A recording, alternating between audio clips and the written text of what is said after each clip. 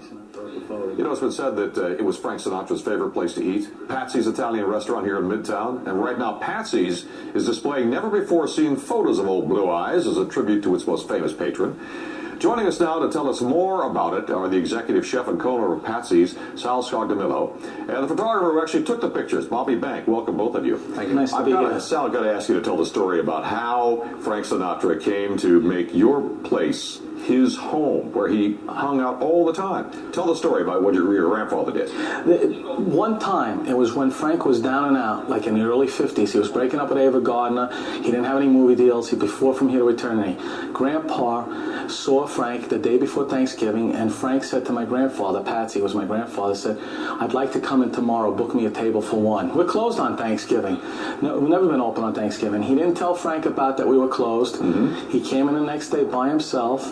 He said to my grandfather, Patsy, it's so empty around here. How come no one's in here? He said, well, you know, people don't go out to Italian restaurant on Thanksgiving. He found out later in life that my grandfather opened especially for him, and he never forgot it. It cemented what's already a friend. Your grandfather made everybody bring their families, and all the workers, the employees of the restaurant, bring their families in for Thanksgiving. They weren't too terribly happy. He brought them in, but they were when they knew it was for Frank, the families were happy to be there for Frank. Anything for him. Well, that was great to us. Very good man. Yeah. How many times a week would he generally eat there?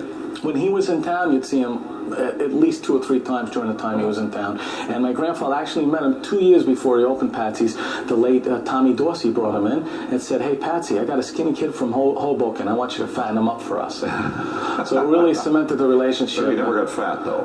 Not really, no. Not really. He was reasonably dietetic. Well, Patsy, it depends. He was always running around, so I guess he burned it off. All right, so Bobby, now let's get over to you. You took the photographs, the famous photographs, never before seen by the public. Right. And they're now in your restaurant. Right proudly displayed at Patsy's, yes. And so here's one of them where you get the whole book.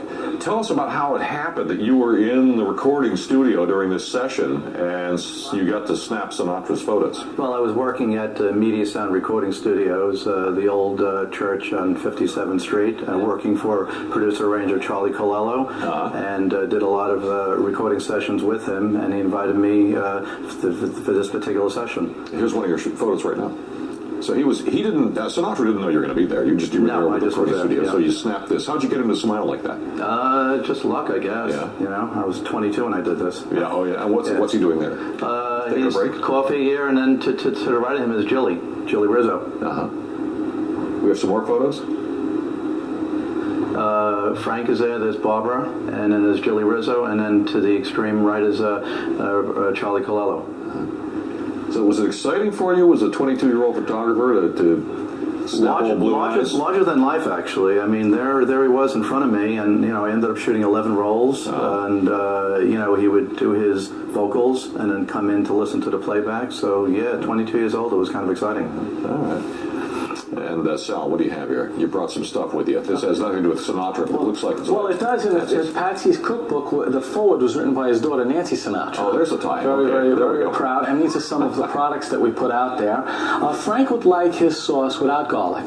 So you'd either have a tomato basil sauce, which is onion-based, or if we made a marinara with garlic, we'd saute the whole cloves, get the flavor in the oil, and take it out. And that's what he liked.